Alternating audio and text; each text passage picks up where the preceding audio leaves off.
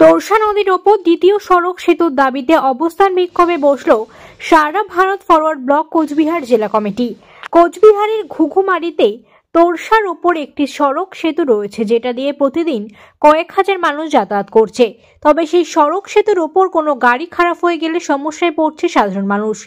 দেখা যায় কোনো গাড়ি খারাপ হয়ে গেলে সেখানেই নিজেদের গাড়ি ঠিক করছেন গাড়ি চালকরা, ফলে সেতুর ওপর অনেক যানজট সৃষ্টি হচ্ছে। তাই সাধারণ মানুষের সুবিধার্থে কোচবিহার শহরের সাগর দিঘি সংলগ্ন এলাকার ফাঁসির ঘাটে তোরসার ওপর দ্বিতীয় সড়ক সেতুর দাবিতে সোমবার অবস্থান বিক্ষোভে বসল সারা ভারত ফরওয়ার্ড ব্লক কোচবিহার জেলা কমিটি।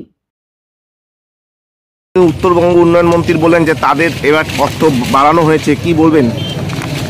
বিষয়টা হচ্ছে গত বছর 7.5 কোটি, এবারে তো বাজেট বেড়েছে 8.5 কোটি। তা 8.5 কোটির মধ্যে 1 কোটি টাকা এখানে খরচা করলে আমার ফাঁসির ঘাটে ব্রিজ হয়ে যায়।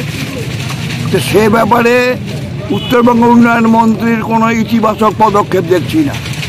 আমি জানি না এবার বাজেটে তিনি এটা বলবেন কি না, সেই অপেক্ষায় আছি।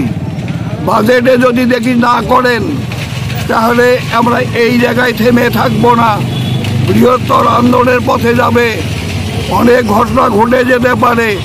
সুতরাং আমরা এটাও দেখতে চাই জেলার মন্ত্রী হিসাবে তিনি কতটা পদক্ষেপ গ্রহণ করেন। কি করবেন তাহলে দাদা যদি না করে?